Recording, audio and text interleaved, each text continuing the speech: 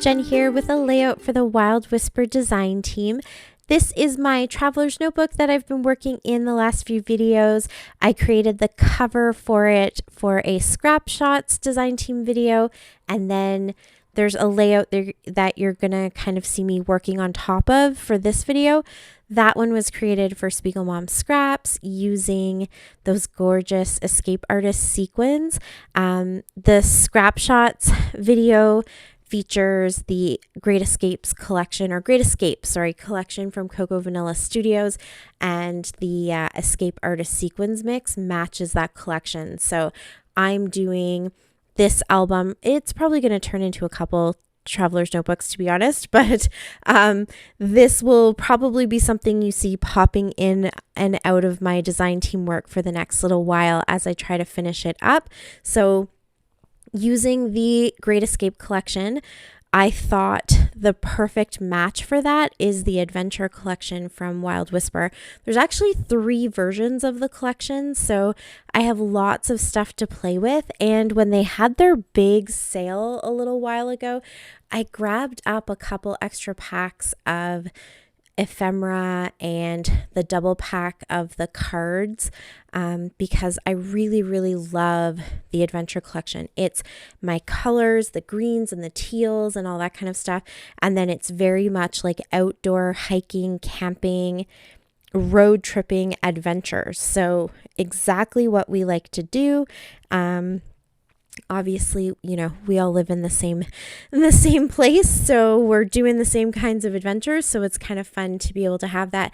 Plus it has the imagery of the mountains, because we live in the mountains, and bears and foxes, and so I've got my own little bear and fox, so I think it all just works out really good. But the blues and the greens especially tie in very nice with the blues and the greens in the Great Escape collection, and then the contrasting colors that are in the Great Escape collection of those oranges and yellows, they're just equally nice as contrasting colors for the Adventure collection as well. So the two go hand in hand. I think they work out really well together, and it's really going to be able to allow me to stretch both collections across however many traveler's notebooks I might need to use to finish this project. So I am kind of doing this little tip-in, I don't know what we're going to call this, but this is just the flap that I cut from my Spiegel Mom Scrap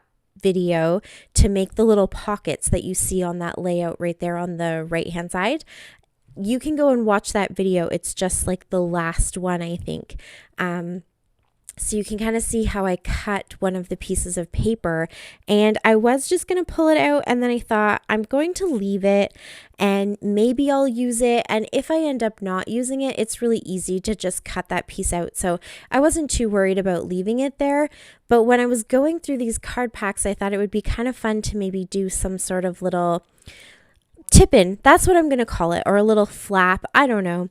And then when it's closed like this, you can see the sequins underneath, and so it all kind of matches and looks like one layout. But then when I flip it over, you can see that it's kind of a unique thing. I'll have to figure out when I do the left side of this page, I'll have to figure out so that when this tip-in closes, that maybe it makes sense and kind of looks aesthetically pleasing when it's flipped on the other side. But we'll see if I'm actually thinking about that when I start putting that page together.